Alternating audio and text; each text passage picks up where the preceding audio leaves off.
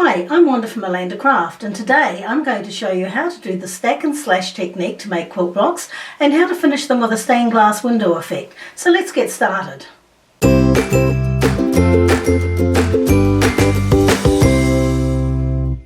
Now to make this block you need 4 squares of fabric. Now 4 squares of fabric will actually make 4 blocks.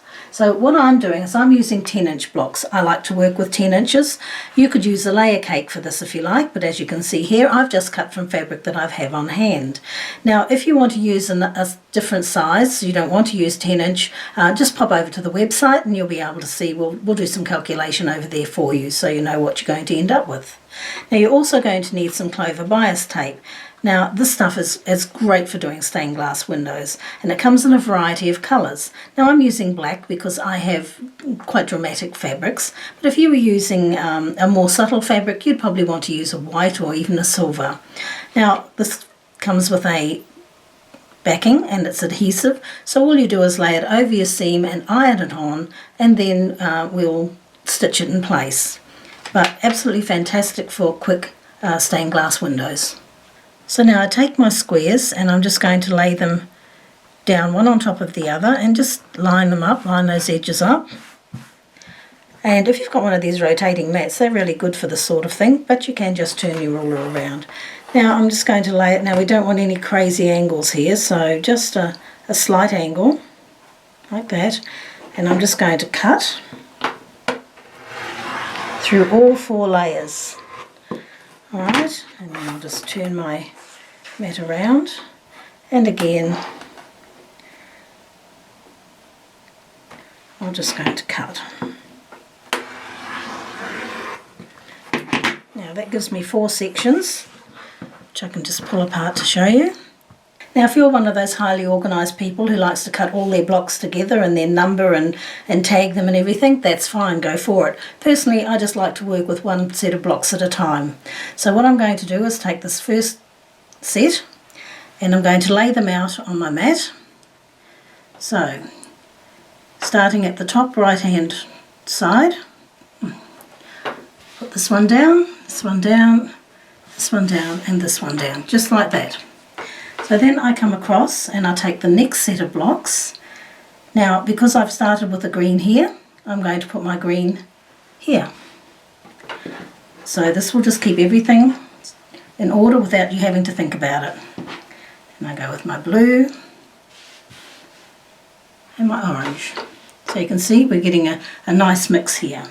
So then I come down and I take the next lot of blocks. Now I've got the greens there, so the next time I'll start with the green. I'll start down here, so then the purple will be over here, blue and orange. And now I've come to my last set of 4, and again I'll move across and I'll start over in this bottom square here, my green, my purple. So you can see what I mean when I said that it's going to make 4 blocks, 4 squares will make 4 blocks straight up. So that really is a top row for your quilt. So now we need to sew our blocks together. So we'll start by taking the top 2 pieces of fabric and laying them one on top of the other, and we'll just sew down with a 1/4 inch seam. And we'll also do the same with the bottom part of the block and sew it with a 1/4 inch seam, and we'll do that with all 4 blocks. Now once you've sewn those together you'll end up with pieces that look like this. Now I'm just going to show you here, I've ironed these seams open. Now you know that usually when you're quilting you tend to iron the seams to one side, but we're pressing them open because we're going to be adding that bias tape and we don't want the seams to have too much bulk. So press them open, and once you've got your 2 pieces you'll then place those 2 over on top of the other and sew with a 1/4 inch seam. Now it's very important that what you do is that you make sure that you match those seams in the middle there, because you want a nice crisp line. So make sure that's matched first and then match everything else out to the side. Now once you've sewn those together you'll end up with your square that looks like this, and you can see that the centerpiece, the seams join nicely, and you'll probably find that it'll be out a bit on the edges. Don't worry about that because we are going to be trimming it back. So now it's time to add our quick bias tape, and what I've done is I've gone ahead and I've just cut a couple of pieces, and they just so that they go across the square. Now you can see it, you can take the paper backing off and it reveals an adhesive backing. Now you'll want to put something over your ironing surface to protect it because you don't want glue going on it, and I've done that because I have one of these felt ironing mats and I don't want it to get glue all over it.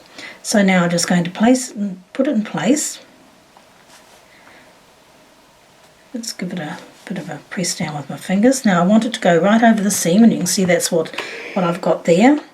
And now I'll just give it a press. Alright, so I have that in place, and now what I need to do is I'm going to sew that on. Now you just can sew right down as close to the edge as you can to keep it in place, and you'll go down one side and then you can do the other side. Now I did that with the majority of this quilt behind me until I realised I could actually have used my twin needle. So if you do have a twin needle, by all means use it. Now this is a 4mm twin needle, it's a size 80, but you can see here that it actually is just the right size for doing this sort of tape.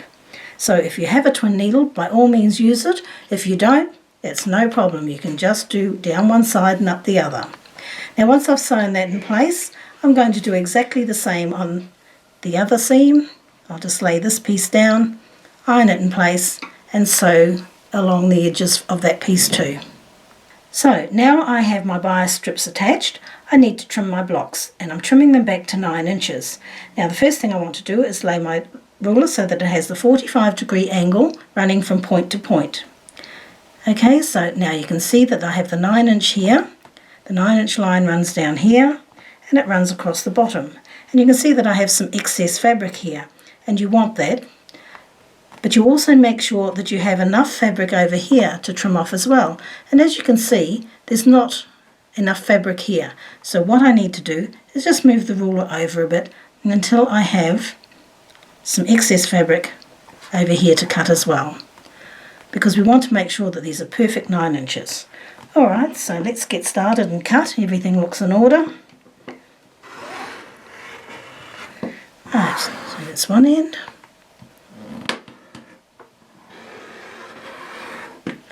That's the other.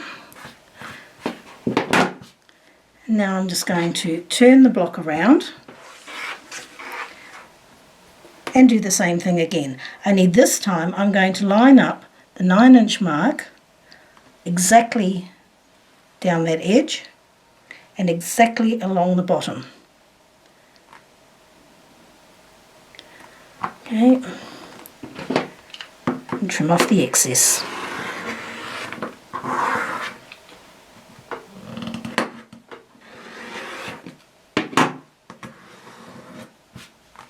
And there we are, 9-inch blocks, and I'll do that with every one of these blocks that I have on hand.